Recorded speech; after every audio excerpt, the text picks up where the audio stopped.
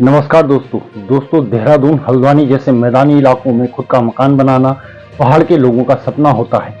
इस रास्ते की सबसे बड़ी मुश्किल है वह है आसमान छूती जमीन की कीमतें। यह बात किसी से छुपी हुई नहीं है कि उत्तराखंड में भूमाफियाओं का एक बड़ा नेक्सस एक्टिव है। क्या कभी सोचा है, आपने सोचा है कि जमीन की कीमतें कैसे बढ़ती हैं या फिर कौन है जो उत्तराखंड में भूमाफियाओं को तय देता है? इस वीडियो में हम यह सब समझेंगे कि उत्तराखंड में शहरीकरण की राजनीति क्या है और इससे जुड़े खतरों के बारे में भी हम जानेंगे। लेकिन उससे पहले अगर आप लोगों ने अभी तक चैनल को सब्सक्राइब नहीं किया है तो सबसे पहले आप चैनल को सब्सक्राइब कर लें। वीडियो को पूरा देखकर इस विषय पर अपने कमेंट अवश्य करें और साथ ही साथ आप नीचे दिए गए नंबर या फिर QR कोड के माध्यम से हमारा सहयोग भी अवश्य करें।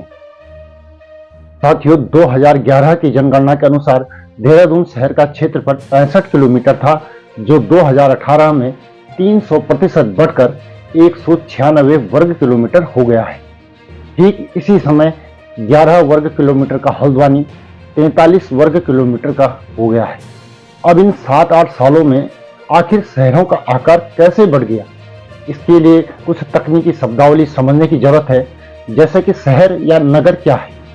राम आहूजा की किताब भारतीय समाज में दी गई शहर की परिभाषा से स्पष्ट है कि जब किसी इलाके में 75% जो प्रतिशत है उससे ज्यादा आबादी खेती के अलावा अन्य काम करने लगती है तो वह इलाका शहर घोषित किया जा सकता है।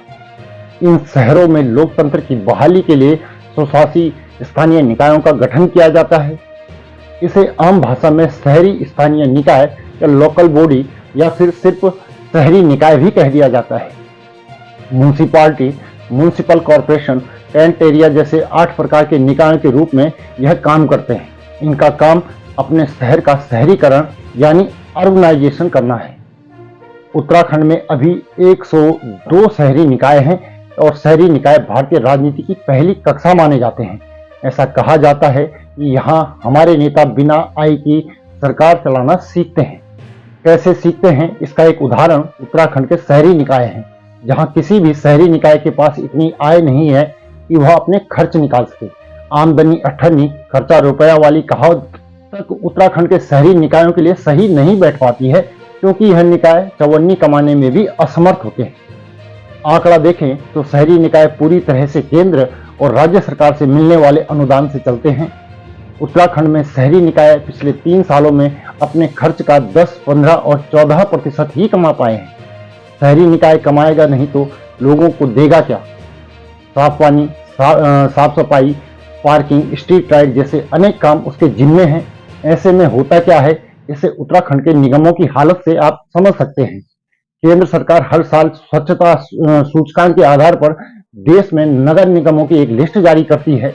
2023 में जारी की गई 444 नगर निगमों की लिस्ट में उत्तराखंड की स्थिति कुछ इस तरह है। लिस्ट में देहरादून शहर का स्थान 68 है। इसी तरह हरिद्वार का स्थान 176, रुड़की का 180, हल्द्वानी का 211, ऋषिकेश का 304 और कोटद्वार का 348 और रुद्रपुर का 417। एशियन डेवलपमेंट बैंक की एक रिपोर्ट की माने तो उत्तराखंड में सिर्फ 1/4 शहरी निकाय ही जनता को उसकी औसत जरूरत का पानी दे पाते हैं।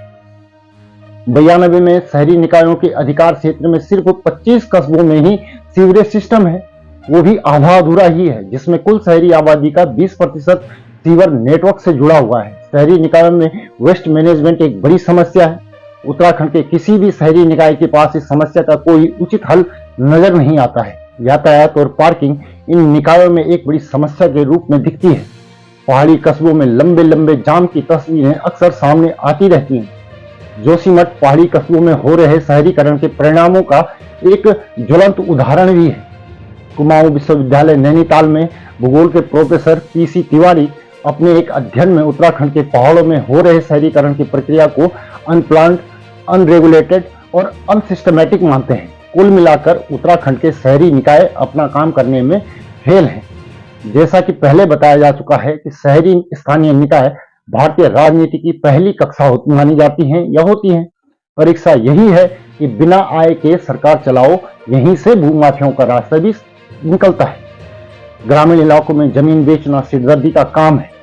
शहर के नाम पर जमीन बेचना थोड़ा आसान होता है। सरकार समय समय पर शहरों में शहरों से लगे जो ग्रामीण इलाके हैं उनको नगर में शामिल करती है। ग्रामीण इलाके जब शहर में आते हैं तो कुछ नए टैक्स उन पर लागू होते हैं, जिससे नगर पालिका और नगर निगम जैसे निकाय अपनी आय में बढ़ोतरी दिखा लेते हैं। राज्य व केंद्र से अनुदान मांगने के लिए भी एक नया इलाका मिल जाता है और इस तरह नेता निकाय बनाकर वाहवाही के साथ जमीनों की भी लूटपाट करते हैं। जब कोई ग्रामीण इलाका शहर में शामिल होता है तो उस इलाके की जमीन के सर्किल रेट भी बढ़ जाते हैं।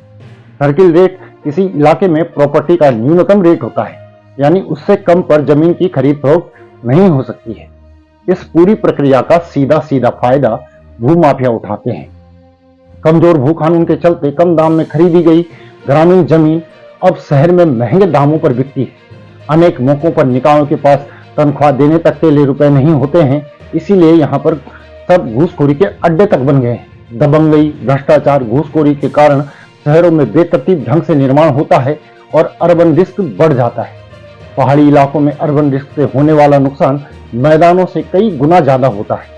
उत्तराखंड में शहरीकरण के नाम पर पंचायतों को निकाय में तब्दील तो किया गया है, लेकिन मूलभूत सुविधाओं में इजाफा नहीं हो पाया है। वहीं कुछ दिनों बाद उत्तराखंड में निकाय चुनाव होने हैं।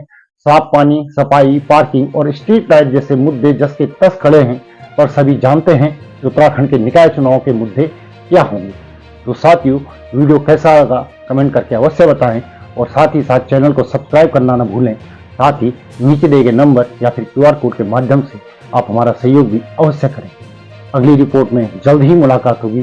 तब तक के लिए नमस्कार, धन्यवाद।